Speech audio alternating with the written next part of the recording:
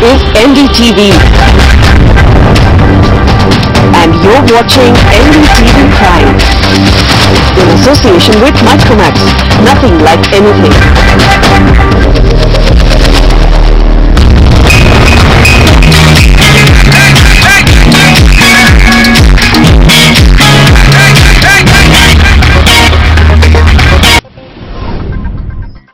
On CNB today, the full review of the new Mercedes-Benz C-class,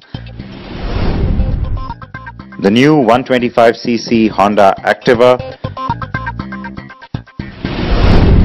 and just how good is the AMT on the Maruti Celerio.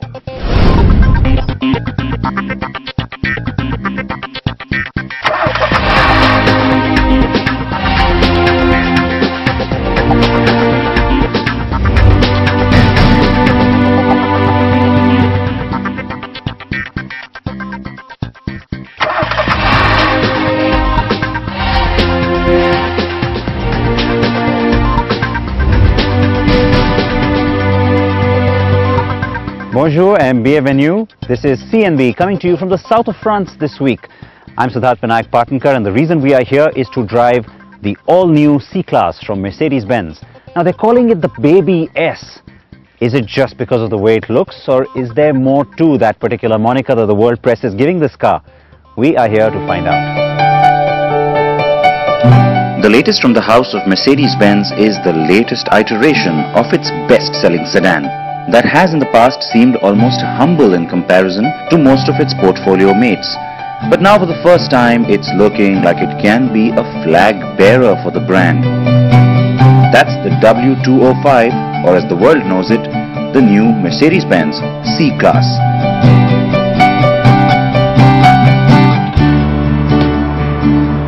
Yes, the new C is bigger, brighter and sexier, and yet it's lighter, more agile and cooler too.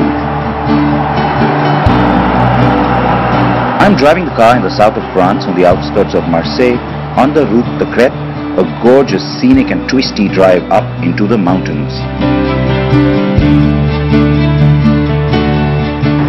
The car on your screens is the C220 Bluetech, the most fuel and environmentally efficient diesel on the range. The 220 also turned out to be the right variant to help create a solid first impression. Not overly powerful, not excessively specced out, the C220 in its avant-garde trim is indeed just right. Now since it is the Baby S, let's start with its looks. It certainly looks the offspring, doesn't it?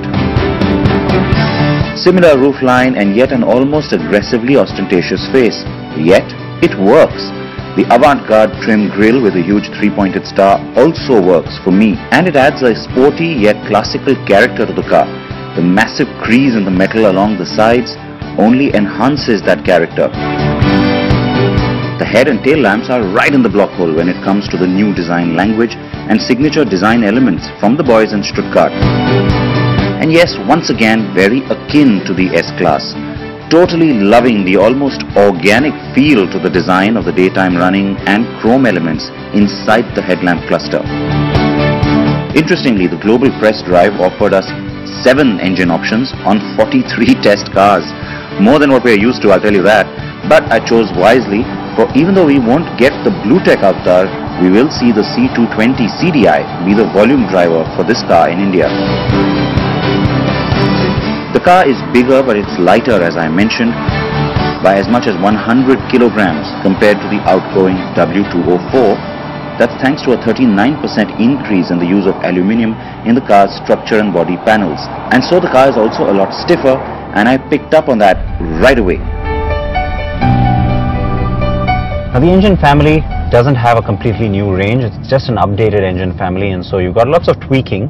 The engines are better on performance, and they're also better on efficiency, so they're getting a little bit greener overall. In India, we'll have to wait and see what the final engine lineup will be like. I've been telling you this throughout, though, that the 220 CDI is more or less a given, not the Bluetech. However, since that is the car I'm driving right now, let's quickly take a look at the specs on this one so you know just what I'm experiencing.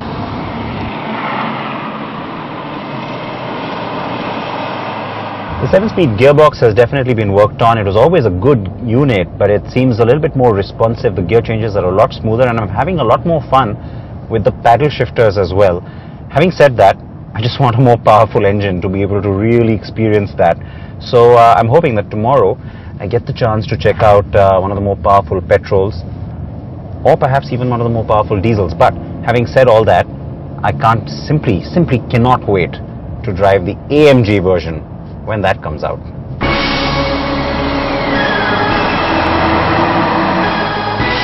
And that car lurks around the corner. But for now, let's stay grounded, shall we? And yeah, I will get to the C400 or one of the petrols on the second part of this drive tomorrow, as promised. The good news is that I'm not feeling the urge to switch. The C220 Bluetech is keeping me engaged and entertained. The improved handling and the stiffness helps that cause. Just spend a few minutes driving this car and instantly, doesn't take you long, you pick up the fact that ride and handling, that's that one area they seem to have worked on, and the car is just a whole lot superior compared to the old one.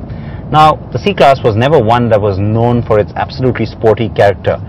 It was always the BMW 3 Series, right? Well, this car comes close now because it's the material quality. You've got a lot more aluminium, so the car is lither and lighter, and just the way it's been engineered overall seems to be towards that performance quotient being a whole lot higher. And that's been intentional from Mercedes-Benz. The new C-Class seems to want to take on the road more readily, no matter what kind of road you take it to. But is that really what our Desi owners were asking for? Now, while ride and handling and cornering is something that I've had lots of fun with, especially on this route, the nice twisty, cliffy roads on the route they tread, it's also just the overall characteristic of the car as well. It seems more compact, more ready for the road, and I like that character really. In India, remember, people are going to be wanting to sit at the back, and that's the other good news, that the suspension at the back doesn't feel too hard and yet doesn't feel softened up. Now, I have to wait and see what they do with the car that comes to India. They might tune it a little bit differently, but I have to say the car we have today, it's working really well for me. This is the optional Airmatic suspension, remember, and you've got to pay extra for that. About 1,400 euros is what they're saying. So in India, we'll have to wait and see what kind of spec sheet Mercedes finally brings in. But overall, for me, the ride and handling, that's the story when it comes to this new generation. Yes, that Airmatic suspension is really rather special, and it's a segment first, by the way. The system uses adaptive dampers to make handling crisper and yet offer a cushioned ride overall. I would pay extra for it, assuming that it's going to be offered in India, of course. The car has different agility modes, as Mercedes likes to call it, like Audi's Drive Select, so you can go from comfort to Sport Plus, or drive sensibly in Eco mode too. The car is wider and has a longer wheelbase than its predecessor, which helps make the cabin more spacious. Now we're going on about this whole tag of being called the Baby S. I'll tell you what, on the inside you certainly get a sense of that, perhaps more than the outside, because overall it's not just the materials, it's a sense of luxury that you get, a more perceived sense than the predecessor. Not to say that the C-Class was drab or shabby in any way, but this one just seems a little bit more upmarket. The use of piano black, a little bit of the metal elements, and almost a hark back to a slight antique feel to all the knobs and switches. That is pretty nicely done. It may not appeal to everyone because a lot of people have a slightly sportier sensibility. Well, then you got BMWs for those people, so let's get back to this car. Now, what's nice about this particular package is that it's pretty high-end, and so you've got a whole lot that's been thrown in here. The use of the different colors, the brushed metal, and even the way that the overall door panel has been arranged, all really nice and different. The part I want to talk about, I'm not a huge fan, as some of you know, of this floating screen. It almost looks like an afterthought. The A-Class had it, and now it's become a part of most of the Mercedes family. Having said that, it gives you a lot more, and the overall updated command system is just a lot better than what you had earlier. That was drab and shabby. Now you get a nice command system, and it's got a few little tricks up its sleeve. What you see down here is no longer a flip open phone dialer. What you instead have is a little bit of a touchpad, pretty much like what you've seen on the MMI from Audi, and overall it just makes things a little bit easier. So you don't have to use the rotary dial. All you do is just quickly tap onto this. You can just navigate using your finger. There you go. I'm going to go into telephone, and click that. And then of course you can go ahead and write things as well. There you go. Or you can go ahead and punch the number as well that you want to. So I'm going to just use the touchpad to just write 9 2 0 Yeah, she takes a little while. 0 Well, you get the idea. I'm not going to actually dial anyone. And besides that, it's nice to also see that a lot of the carryovers from the S-Class in terms of the menu are here. So you get ambient lighting, you get the overall car menu, all of that is in here. It's nicely done, the vehicle menu. The animation is much better as well. Now, a look at the back seat. When you get into the back, all comparisons to the S-Class stop right away. Well, of course, you're not going to get the reclining seat and you're not going to get the massage function either. This is the C-Class.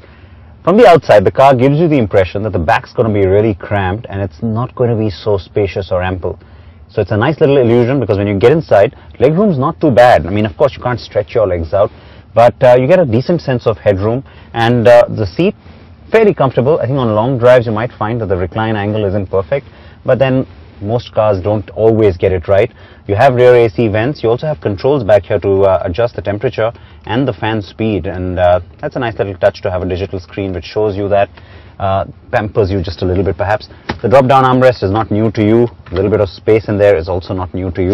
Cup holders, also not new, but just a nice little funky design. It's a little different looking, and yeah, there you go. That's how it works. Mercedes-Benz will offer the C300 BlueTech hybrid that offers 27.77 kilometers per liter. But no, we won't be getting it in India.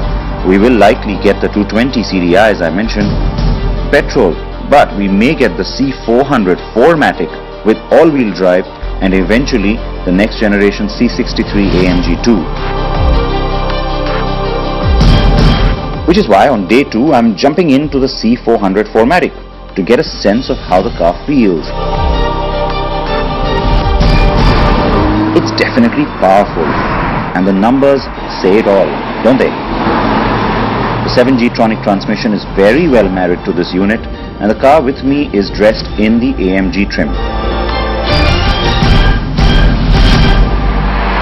333 horses, belted out by a nice powerful V6 under the hood. So in terms of driving character, very different to the car I had yesterday.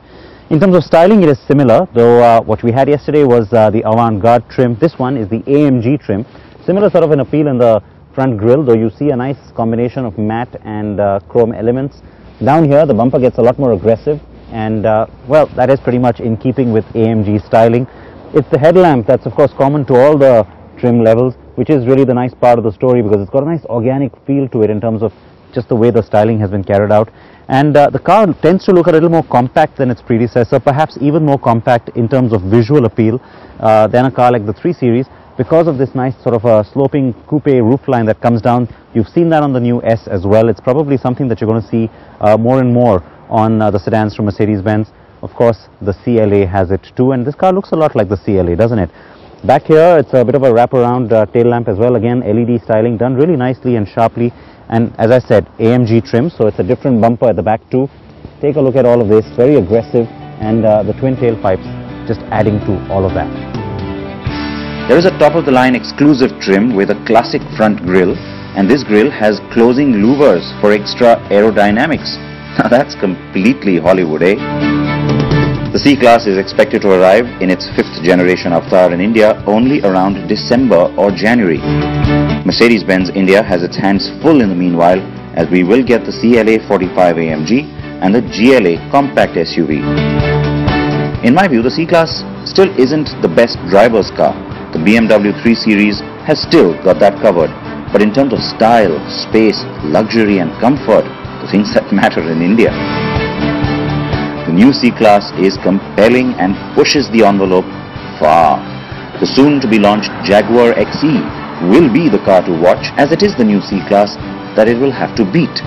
And that is going to be a tough ask.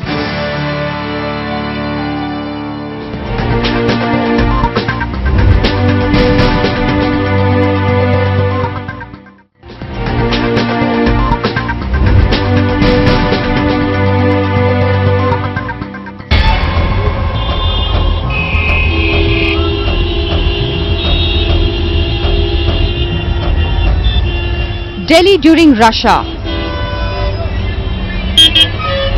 Not the place you want to be, right? Your day starts crawling through chaos and commotion, and all this just to get to work.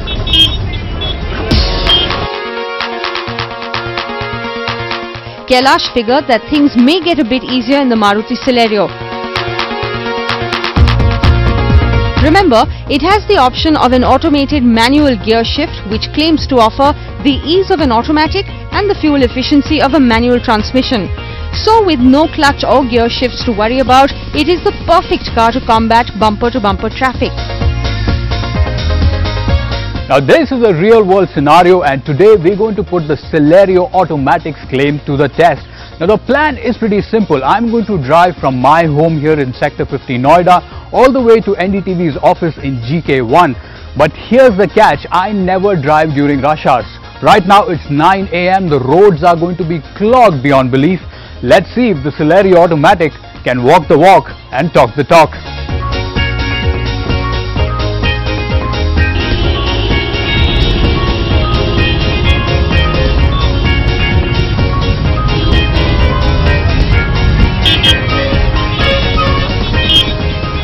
The route for those alien to Delhi roads is through 22 kilometers of torturous traffic.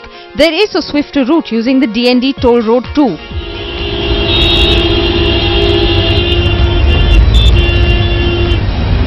Now just to make this task a little more challenging, I'm ditching the DND flyway and taking the Akshardham route.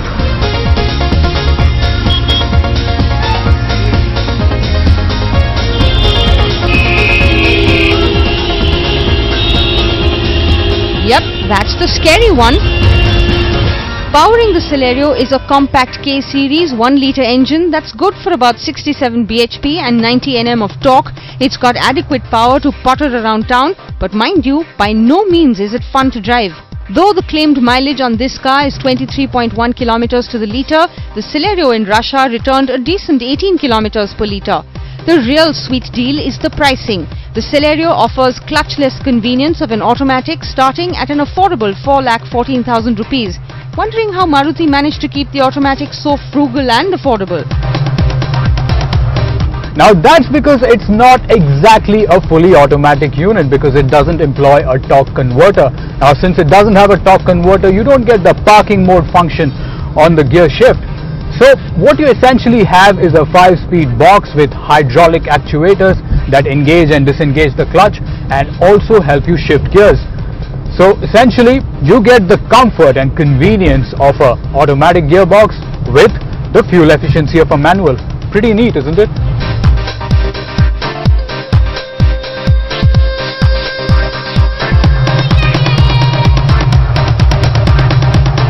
And it's way cheaper than the competition. Sample this. The Honda Brio Automatic is priced at 6 lakh rupees and the Hyundai Grand i10 Auto will set you back by 5,83,000 rupees. And they don't offer more than 13 to 15 kilometers per litre at best. The top-end Celerio could be all yours for just under 4.5 lakh rupees, making it the clear winner in the pricing sweepstakes. But to keep the sticker price competitive, Maruti has skimped on the safety features. Even the top-end trim for the automatic doesn't get you anti-lock brakes or ABS, nor does it have airbags. The sad part is that those safety features are not even available as optional equipment. Prior to this review of ours, I did a bit of homework. I counted how many times I shift gears in a manual car for the same commute. Apparently, I shifted 118 times, and that too, it wasn't during the rush hour. Now today, it's a different story altogether. I don't have a clutch to stomp on or a gear to grapple with. My left leg is completely free of clutching, declutching duties. In fact, if I want, I could get a pedicure on the go.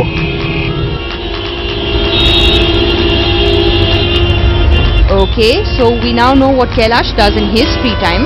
The AMT really worked like a charm through ring roads' thickest, toughest traffic, and it cut through city chaos like a hot knife through butter.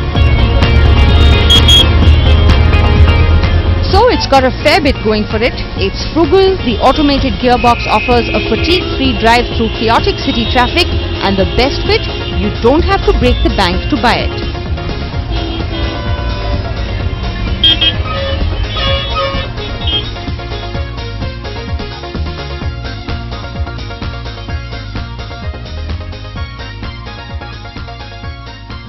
So here I am at the office, and the entire journey took about 1 hour to complete, but it has been a very liberating drive with no clutch or gear to worry about. The good bits, the fuel efficiency. It is reading out a mileage of 18 kilometers to a litre, which is a lot more than the automatics out there. Plus the price, it's cheaper by more than ₹1,00,000 compared to the competition.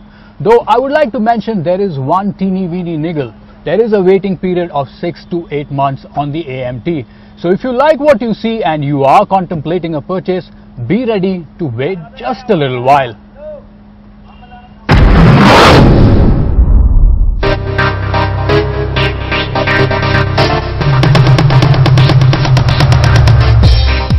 The Activa is the brand that's really made HMSI's fortunes in India.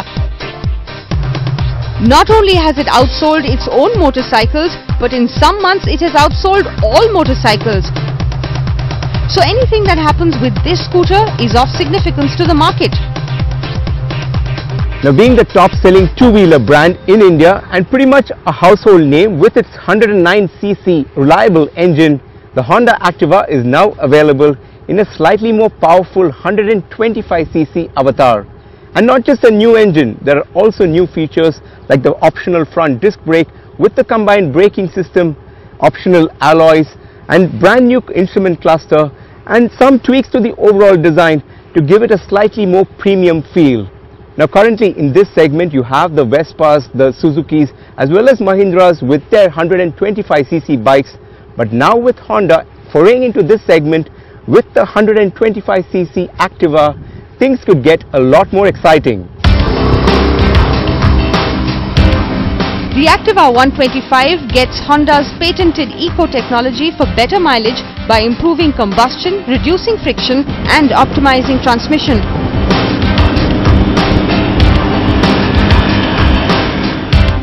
The claimed mileage is 59 kilometers per litre, while its biggest rival, the Suzuki Access, offers around 45 kilometers to the litre.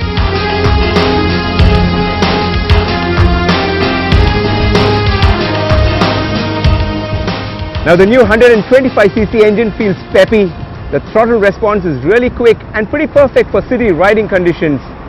But the important thing is that the acceleration is really smooth and also that you get sufficient power in the low and mid-range. But the overall feel of the engine still remains that of the 109cc engine. Not that I'm complaining, and probably it was intentional from Honda. The Activa 125 handles quite well, especially with the braking being quite precise with the front disc brakes. Ride quality is decent thanks to the telescopic suspension and the bigger 12-inch rims in front, but we would have liked for the suspension setup to be a bit softer given our roads.